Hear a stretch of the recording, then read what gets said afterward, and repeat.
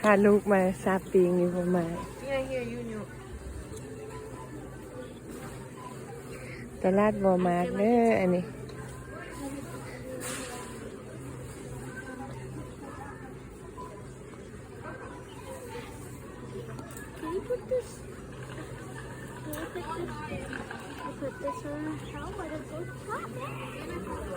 ขันเปรี้ยวลูกเอาน้ำเสร็จเลย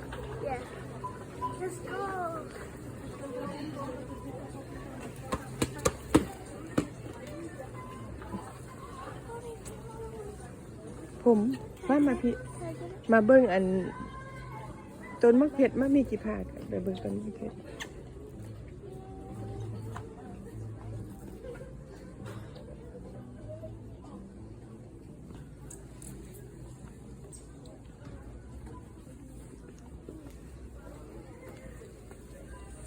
จะให้เด้เลย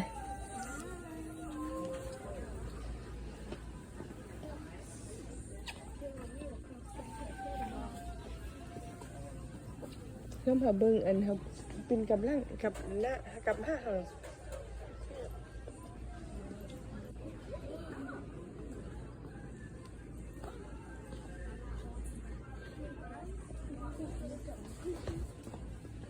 วอมากมาแน่มาเที่ยววอมากนั่นเป็น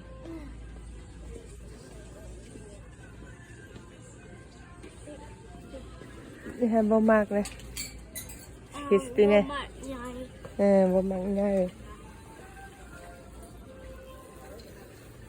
บังโอเคกัน